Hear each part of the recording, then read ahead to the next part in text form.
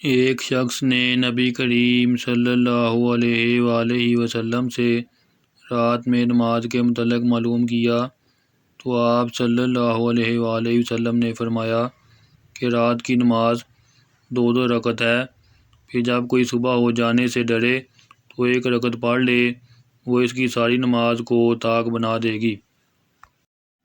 آپ ایک رات اپنی خالہ ام المومنین میمونہ رضی اللہ عنہ کے یہاں سوئے۔ آپ رضی اللہ عنہ نے کہا کہ میں بستر کے عرض میں لیٹ گیا اور رسول اللہ صلی اللہ علیہ وآلہ وسلم اور آپ صلی اللہ علیہ وآلہ وسلم کی بیویاں لمبائی میں لیٹیں۔ آپ صلی اللہ علیہ وآلہ وسلم سو گئے۔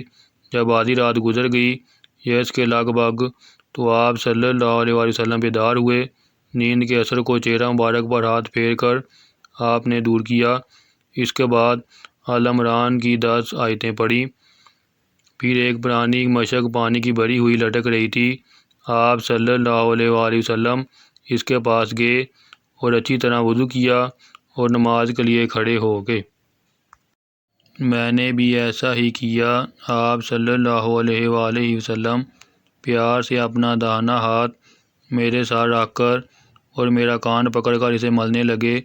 پھر آپ صلی اللہ علیہ وآلہ وسلم نے 2 رکعت نماز پڑھی، پھر 2 رکعت، پھر 2 رکعت، پھر 2 رکعت، پھر 2 رکعت، پھر 2 رکعت، سب 12 رکعتیں۔ پھر 1 رکعت وتر پڑھ کر آپ لیٹ گئے، یہاں تک کہ مؤذن صبح صادق کی اطلاع دینے آیا تو آپ صلی اللہ علیہ وآلہ وسلم نے پھر کھڑے ہو کر 2 رکعت سنت نماز پڑھی، پھر باہر تشریف لائے اور صبح کی نماز پڑھائی۔